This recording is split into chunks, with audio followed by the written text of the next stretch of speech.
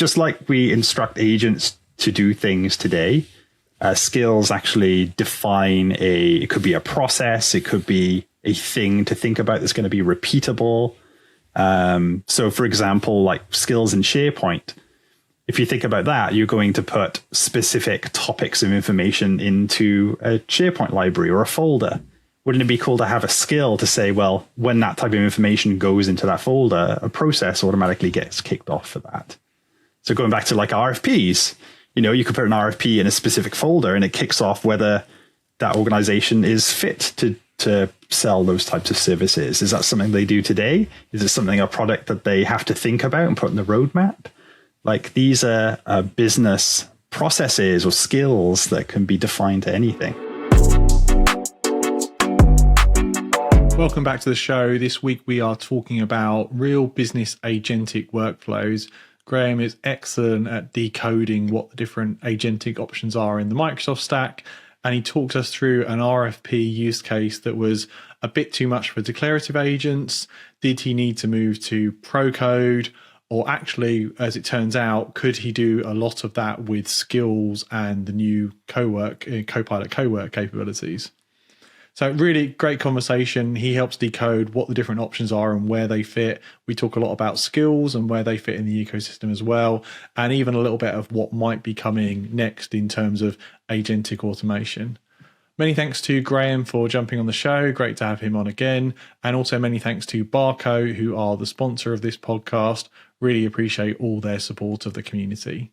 On with the show. Hey everybody, welcome back to the show. Really excited to have another conversation with Graham. It's been too long and I've seen him pushing loads of LinkedIn videos that have been showing really exciting cutting edge stuff. So today Graham is going to hopefully decode skills and some of the new capabilities in the Copilot suite and talk about some customer use cases that he's been working on that are really interesting. Welcome back, Graham. Nice to see you again. Good to see you as well. It's been a long time, I think, since we've done anything together. I think we met in person a couple of years ago now in London. Has it been that long? God, that's days. Bad. Yeah, I know. Well, we're all busy, right? We're all busy. Yeah, no, good to see you. So remind people what you're doing now, because your role has definitely changed since we last spoke on the pod. Yeah, so I'm looking after all of our software developers, most of the software developers, what we call ISVs across Europe. So I'm one of the solution engineers aligned to all of them. I say the one and only. There's only one of me that covers around kind of 53, 54 different customers around Europe. So you can find me on planes these days quite a lot in different countries, which is nice, by the way. I quite like that. Yeah, it's also good to get around home today. It is, yeah. It's nice to leave the garden office. And an interesting role, because it's not different to what you've done in the past. And I guess it's a lot of, we have a platform and a portfolio of capabilities. We have Foundry. We have this, like, how do you bring that power into your solutions? Is that part of the role? Yeah, it's a bit of that. So the reason why I quite like talking to my customers now is it's kind of two-sided, as in we're trying to understand what they're doing as a business to make them understand what AI technologies are out there, but also how they can use the Microsoft platforms and the toolings to provide services to their customers as well. So I quite like that bit of the role, because you're talking to them more around kind of the strategic part, but in some cases going deep technical as well. So I like that kind of balance and variety. But, but by nature, it's probably a more technical audience because they're building, right? So they're probably looking at options and platforms and capabilities in a different way. But I know from some of these businesses, they have the business part of the business that are just going on the AI journey like any other business. So just because they have developers and a product doesn't mean they don't have the same challenges and opportunities in terms of AI adoption on the business side. Yeah, you're right. I think everybody is trying to get up to speed with how they operization. It's a new term we've just come up with. It is a new term, yeah.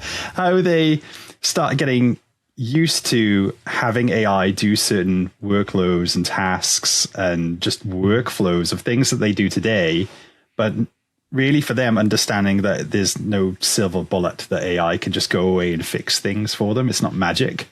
So when we do things like hackathons, for example, I think people realize very quickly that it's a little bit harder than what they think, because they go into things like ChatGPT or Copilot, for example, and they tell it to go away and do things, and it just does it. Like you tell it, of all of that information that you've just found for me, can you put that into a Word document or create me a PowerPoint slide? So they're starting to use these things in a personal sense as well. But as and when they're thinking about agents, for example, they start to realize that like generative AI is just the brain part. And I always give the car analogy, right?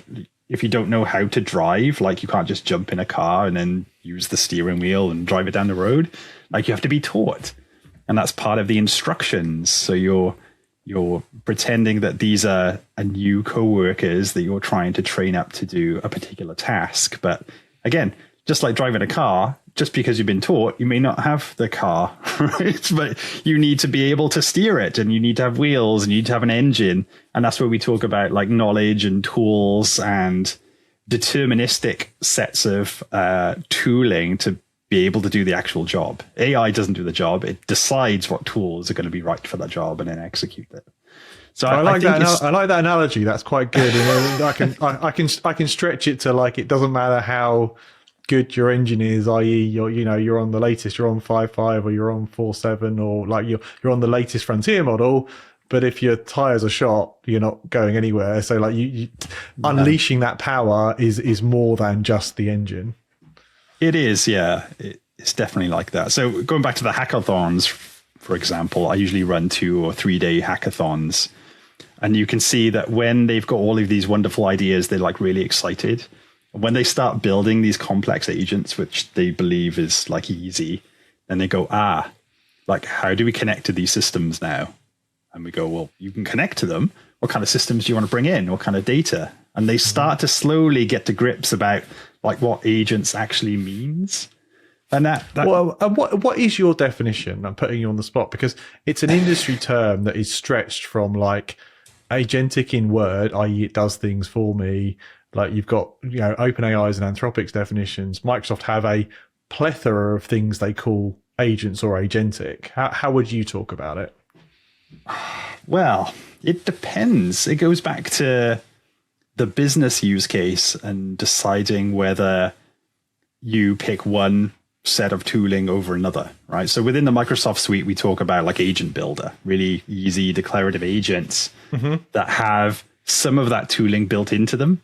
If not, they're just sliders, right? We're making life easy for people out in the business to build those kinds of agents. But if they want to go fully the other way and build really complex agents, like I was working with a customer the last couple of weeks, and we started the conversations about like Agent Builder and how you build no-code, low-code agents in Copilot Studio.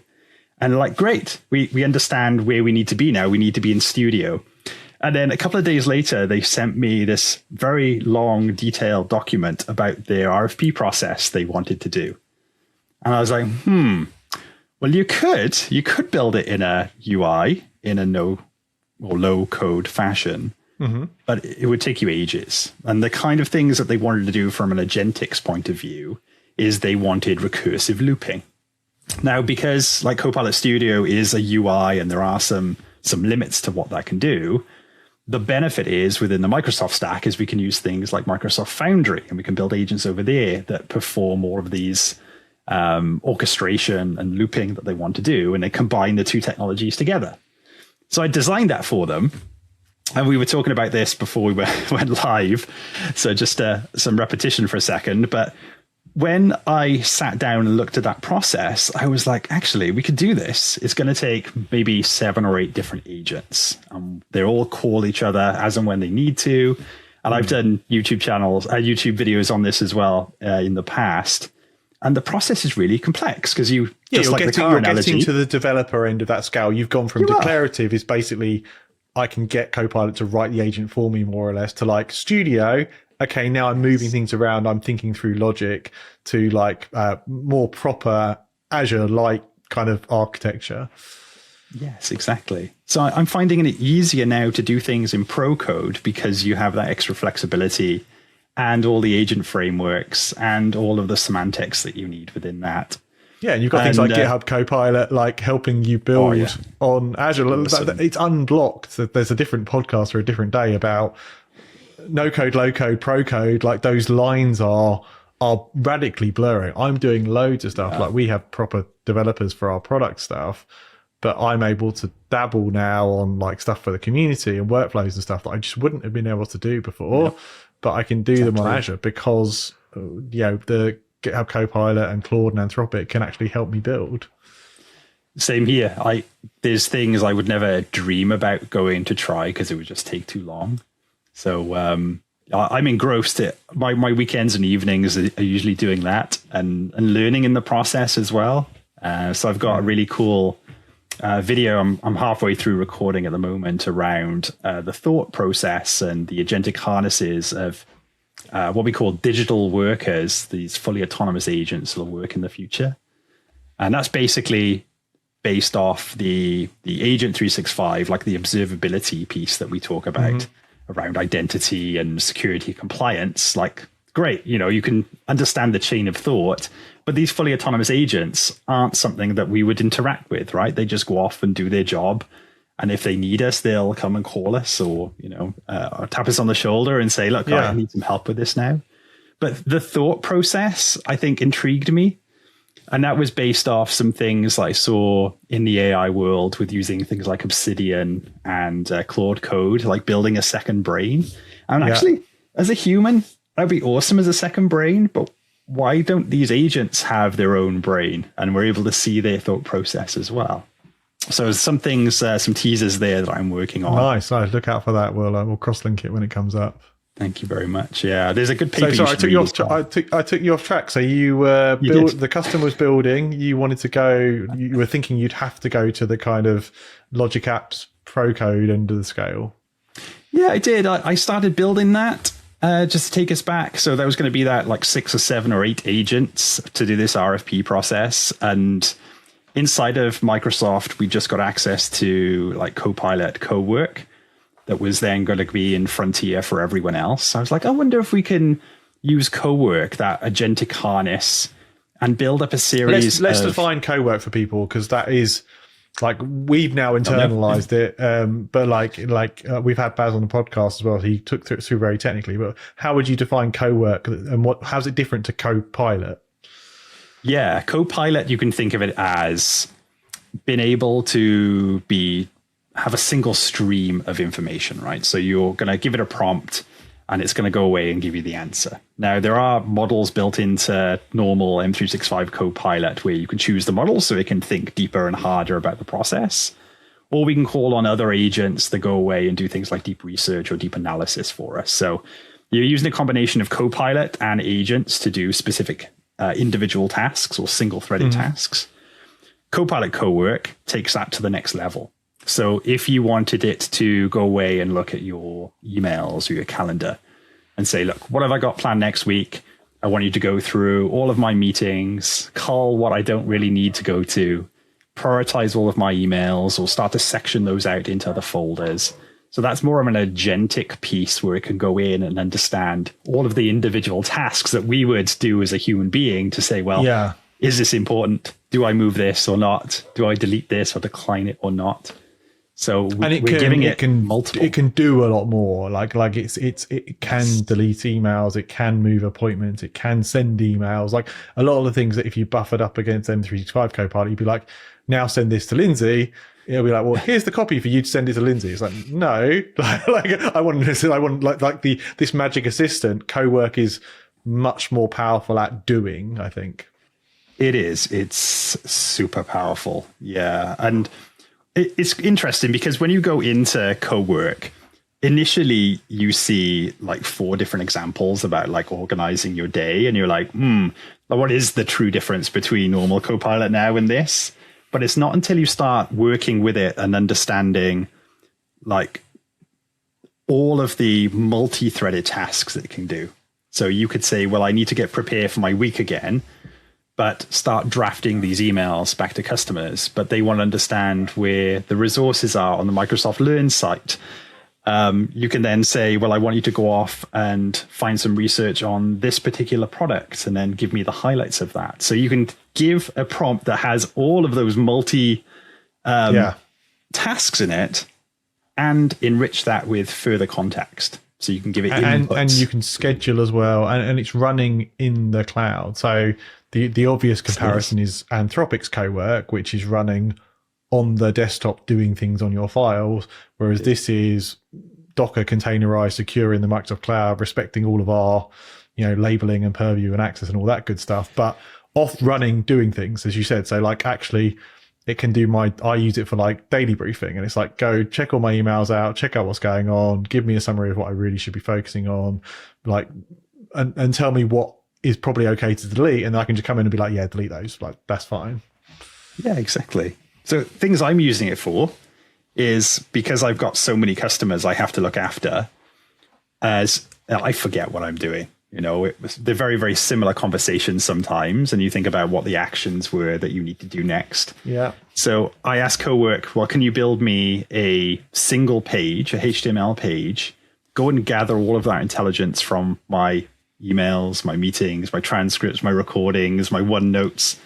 And every morning, and this is the beauty. You don't even have to say where. You're just like, because it has just go and get access to Work IQ is the kind of name for it, but all your data. Like, I don't know whether I had that thread in an email or a Teams chat or a meeting, but you've got the transcripts of the meetings, you've got the emails, and you've got the chats. Like, providing you're putting transcription on all the time, it's just getting better and better at understanding what's going on.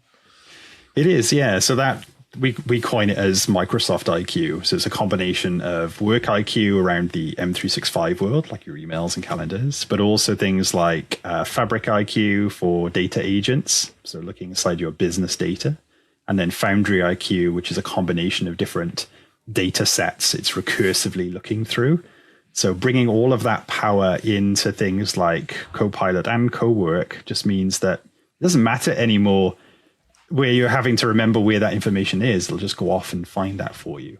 But you can ask recursively then the Cowork to just go away and do all of those tasks, combined all of that information for you. And in my case, I was building that single dashboard that updates on a schedule. You just say, can you schedule this every day at 5:00 for me? Yeah. And it'll just build it for you, and remember that needs to be updated every day. So I've got one dashboard now with 54 different customers with what I've done with them at high level, and then what's next. Just makes life so much easier. So going back to the RFP story again. Sorry, I'm taking this tangent so we can get over it. And for those listening, that's now in Frontier. When Graham was first looking at it, it was internal, but now it is in Frontier for external customers. So if you're in Frontier, you can have access to Cowork now.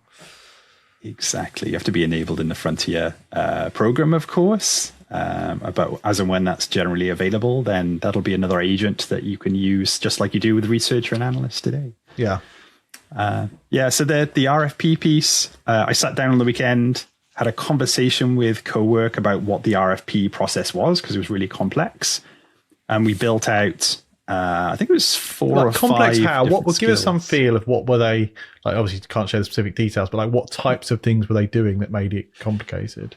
Yeah, so they wanted 3 different processes to loop. So we would go through and look up the answers from a third-party system, be able to go back to the next question and maybe have a gated process that a human would need to review.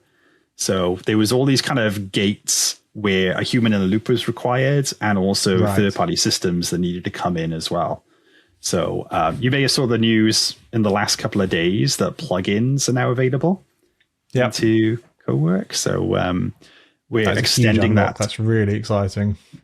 Yes, massive. So that's the kind of first step. The next step is going to be custom plugins and MCP servers as well. So that'll be coming very, very soon. So MCP servers can be hosted anywhere, right? So whether that's using the Microsoft IQ or using your line of business application, like a lot of my customers use Salesforce. So they have their own hosted MCP server. The industry is kind of converging on MCP, and Anthropic obviously came up with that. OpenAI adopted it very quickly. Microsoft adopted it very quickly. I was over at Microsoft a month ago now.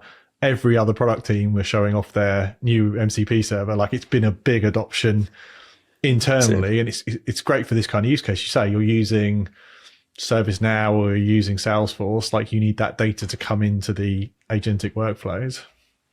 Yeah, you're right. So as soon as that comes in, Cowork, I think, is going to be the tool to do very complex tasks. And that's another common thing, actually, is you wouldn't just naturally just go into Cowork because it does everything. Like, if you want a really quick answer, then you're going to use Copilot. If you have a work process to go away and do, then you're going to use Cowork to go away and figure all of that out for you. Yeah, and the naming's not bad here, actually. It's work, not query, isn't it? Like, it's go do a thing or build a thing or have a thing run for me. Like, it's a work asset or a work process, I guess. Yeah, and you can see it working through the process as well. So like the RFP process, which was quite complicated, those skills that it started to build with me, it wasn't something I had to go in and write and then put into my OneDrive for it to pick it up. It was literally a conversation about that complex process and deciding what skills need to be written to determine that process and how it was going to hand over from one skill to another. But similar to things like Claude Cowork, those skills can also have deterministic actions as well. So they can call scripts, for example. So there's a few Python scripts that these skills call. You can also have assets as well. I'm glad you called that out about the deterministic elements. I feel like this gets lost a lot. We've talked about this before on the pod, is like a lot of the pushback on AI is like it's non-deterministic, but it can build deterministic scripts and tools and processes. So like yes, it's non-deterministic, but when you're building these workflows, it's not the sexy thing to talk about, but a lot of it can be deterministic workflow with AI where you need it. It's not necessarily AI end to end. It's the AI is helping you build the workflow. Obviously, the industry wants to talk about agentic and magic in the marketing, but actually workflow is a really important component of this. It is. And that's why I bring up the car analogy. Like, you know, it's one thing having the brain and knowing how to drive the car, but then you still need the car or the vehicle in order to take you there. Yeah.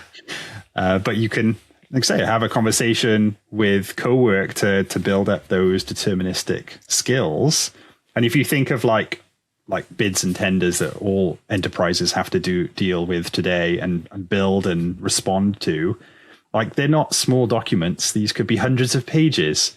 Like putting that into a context window for an AI to reason over and think about would be almost impossible. Maybe not in the future, of course, as models grow and get better, but you need those deterministic tools to break down the information so the AI can handle it and then decide on what they do next. So you mentioned skills there. So let's define skills, because this is again a thing that is hit the wider AI industry, and Microsoft have been quick to adopt. Just the week before last, I was at M365 conference. SharePoint got skills. We've got skills in Cowork now as well. And again, I'm sure it will come to the entire Copilot stack. But what is a skill? Well, you can think of a skill as like a reusable block of instructions. So just like we instruct agents to do things today, skills actually define it could be a process, it could be a thing to think about that's going to be repeatable. So for example, like skills in SharePoint, if you think about that, you're going to put specific topics of information into a SharePoint library or a folder. Wouldn't it be cool to have a skill to say, well, when that type of information goes into that folder, a process automatically gets kicked off for that? So going back to like RFPs, you know, you could put an RFP in a specific folder and it kicks off whether that organization is fit to sell those types of services. Is that something they do today? Is it something, a product that they have to think about and put in the roadmap? Like, these are business processes or skills that can be defined to anything. But using those, we build a skill. So we build essentially a markdown file that says, do this, don't do that, use this, don't use that. And that becomes like a reusable asset that either for us or for other people in the business.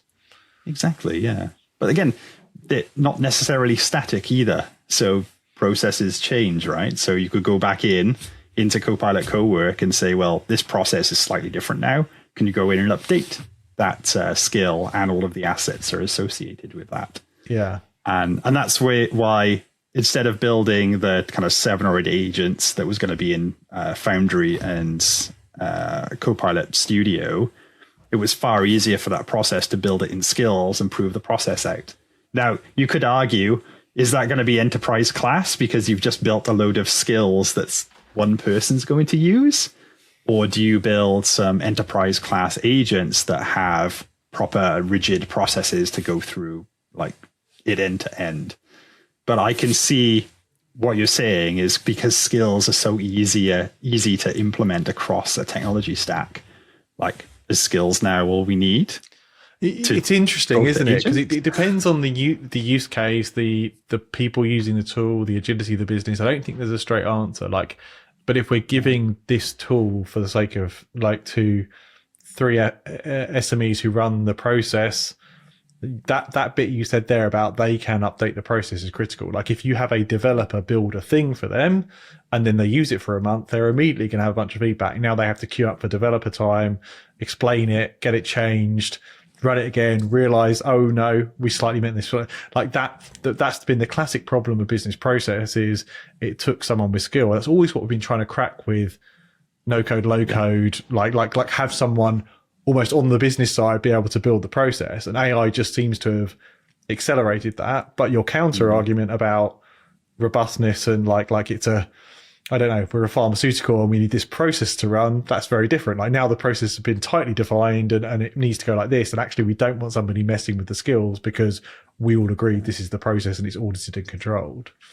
Yeah, exactly. But that's been the whole purpose of orchestration, though, versus like the old ways we used to do things through business automation. Yeah, is it was very linear. So you had to go from point 1 to 5 each time. You couldn't skip it.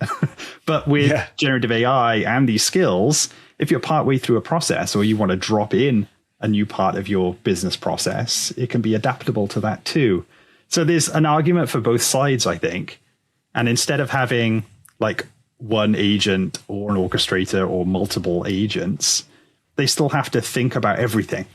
But with skills, you're only calling that specific skill as and when you need to. So like when I'm in Cowork and I go, right, today I want to do RFPs. Or the next day I say, well, today I'm going to do my performance review. It's not having to go through all of those skills each time. It just picks up the one that it needs. Yeah, so it's more efficient for your context window because it knows it has the skills, but it won't load them into context. And I guess the other thing that's interesting is, like, yes, all our organizations have unique Snowflake things we do, but a bunch of it is similar. Like we build decks, we do RFPs, we answer emails. So like the whole space can keep optimizing these skills, and there are templates and examples where it's going to get better and better. It is, yeah. And that's something I realized as well, because I've been playing with skills in an AI sense for quite a while, before Microsoft actually implemented it inside the M365 Copilot. But also, we've had plugins within the security world, like Security Copilot, for the last 2 years or more. And that's the same principle. There's still a set of skills that do advanced threat hunting, for example, or start looking at phishing attacks. You're using those plugins or skills to do that specific task. So it's nothing new. It's just being widely adopted because it's easy for non-technical people to give intelligence as well. Yeah, we're at an interesting spot in the industry where we're talking about MCPs, plugins, skills, connectors, and the different platforms are using those terms slightly differently, even between products slightly differently. But and there's not one, as you said very eloquently, there's not necessarily one answer, but it's lots of ways to either add capabilities or box capabilities or interconnect systems. It's a really exciting time to start to unlock that interconnect. So I'm really excited that MCP is coming to Cowork because that opens up that third-party ecosystem much more. Yeah, exactly. I think it'll be massive. But although we are technologists and we evangelize all of these technologies, so like we're interested in it. If you think of just normal people within a business that have to think about, what agents have I got available, or do I talk to Copilot, or like there's things that Microsoft have announced as well, like our own version of OpenClaw.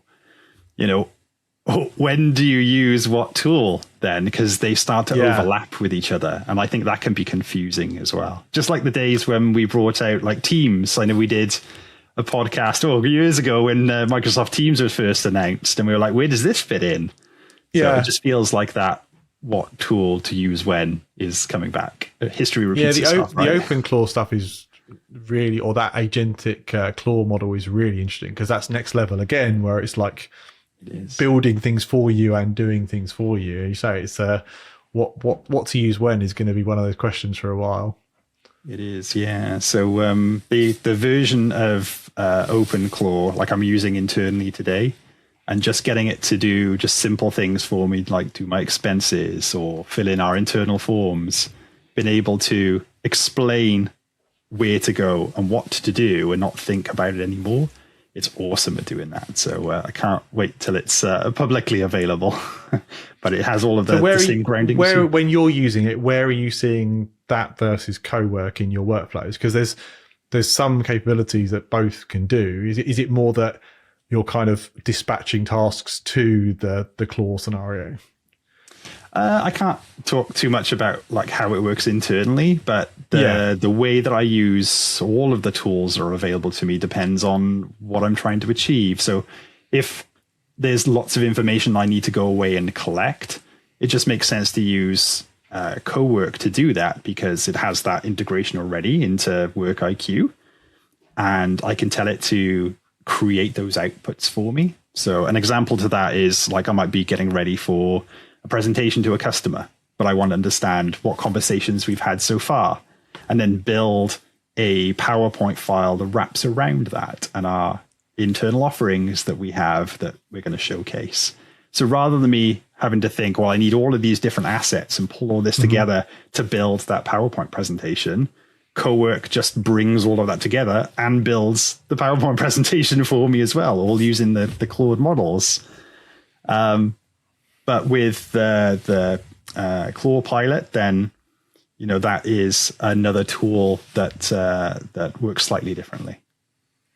Nice. Well, we'll talk about that more when we can. But it's nice, exactly. And it kind of reflects again what's going on in the wider industry, which is we're trying different things, different use cases. But that Claw model, since about December, has really taken off in a lot of people's understanding of like, oh, it's a thing to help me do things. I wonder, we had a lot of conversation at the M365 conf with the product team around like your agent having more of an identity and we talk about it as a coworker, but like actually being in Teams, in the meeting, doing things for you. It's a really exciting future. And I think Cowork has definitely got me really excited about like a lot of the use cases I would have put as M365 Copilot, like sort out my emails, sort out my calendar, like that they're coming true in Cowork. They are, yeah. Don't get me wrong. There is agent mode now across the Microsoft apps as well. So you can go into Outlook and speak to Copilot to perform specific actions. Yeah. Which you couldn't really do before with Outlook. But you're right, with Cowork, you can just get it off and you're in one place, one single pane of glass to go away and write emails. And then you can say whether you want to just send the email it's wrote or automatically do that each time when you do that specific process as well. So again, slightly different use cases depending on what you're trying to achieve. But I did see something yesterday I wanted to quickly mention, that with the new plugins in Cowork, there's also Windows 365 plugins as well. So you can do computer use with Cowork. So I haven't had a chance to play with that yet. I've hooked it up, but that's next on my agenda, I think, for this afternoon. Yeah, that's really exciting because computer use potentially unlocks, particularly in larger enterprises where there's a bunch of things that don't yet have that API or MCP surface. Yeah. Suddenly I can drive scenarios. It's funny to me that like we've had that variance of that in, robotic process automation, I think was one of the 7 names it had in the Power Platform. But like we've had the idea of driving computer workflows for a while in the Microsoft space. So it's nice to see that coming together. Yeah, I think browser use and computer use are going to be key to anything that we do, just because sometimes it's far easier than implementing an MCP or an API they might be there, but you might not need that all the time, or it might be complicated to implement that for people in business. We both know this. There's a long tail of software and use cases and tools built internally in different industries that nobody's suddenly building an MCP wrapper to the hotel booking system or whatever, but actually a computer use agent can drive that like a user. Yeah, and I guess you can see that in just the AI industry as well. I know that Anthropic's Claude was probably the first to be very good at the computer use element. But now if you see the advances with OpenAI and their 5.5 model, that's even better again. So it's interesting to see like this shift of these models that are coming out. Yeah, we haven't got it in the Europe or the UK yet, which is bumming me out. Like I'm waiting for them to unlock it here. But yeah, it looks like the reviews of 5.5 are, for a long while, Anthropic was the most competent at tool use things, and it feels like their OpenAI team. And I hear on 6 it's going to be yet again more capable around enterprise use cases and business workflow use cases, which is obviously my world I'm most excited about. So it's nice to have options, and I guess that's one of the benefits of the Microsoft model is different models are available. We're going to pick the right one for the right use case. Yeah, you're right. In the UK and the EU is off by default. So there is a DPA, a legal agreement between Microsoft and Anthropic that obviously your business data won't be learned from by using those types of models, but the sub-processor for the Anthropic models, it could be outside of your sovereign region. So a lot of my conversations around that too, because I look after Europe. But most organizations have a development team using things like Claude Code. So there's already some sort of agreement or some special dispensation that allow them to use those models. And that's another, common question about turning on those models, because you gain access to extra capabilities like the Word, Excel, and PowerPoint agents that have. And I think it's public now that coming on the roadmap messing to the ability to enable them for subsets of users, which is really good, because that's right. There might be part of my organization that I can enable the Anthropic models for, and part because they deal with a particular contract or a particular customer that we haven't yet agreed that. That's a big unlock as well. You're right. Yeah, it is. And that's fairly recent as well. But again, you need those Anthropic models to use things like Cowork. If you don't have them turned on, then that's not an agent that you can use. So I'm sure that'll sort itself out eventually. Yes. Yeah. Awesome. Well, Graham, thanks so much for decoding that. And it's a really, thanks for taking us through that RFP process, because it shows the kind of development to where we are now and how much we can do in skills and co-work as well. Yeah, and that was in weeks. My tack now has changed just within a number of weeks of going into complex agents to understanding, do we need to prove the process out? Can we do that with skills instead of doing all of that development time? So yeah, just watch this space. It's changing so quickly these days. But yeah, thank you for having me on the show. No, of course. And where can people find you in your videos? Because they're definitely worth watching. Yeah, I've got 2 streams at the moment. One is predominantly on LinkedIn, and then I've also got a YouTube channel as well. So you can look up Graham Hosking, and I talk about all things about Microsoft and agents. So look out for that agent brain that I'm building. Yeah. We'll link that below when it comes out. So thanks, Graham. And we'll not give it so long this time. A, we have to have a beer or a coffee in person, and B, we'll let some more news break and then get on the pod again. Awesome. Yeah. Thank you very much.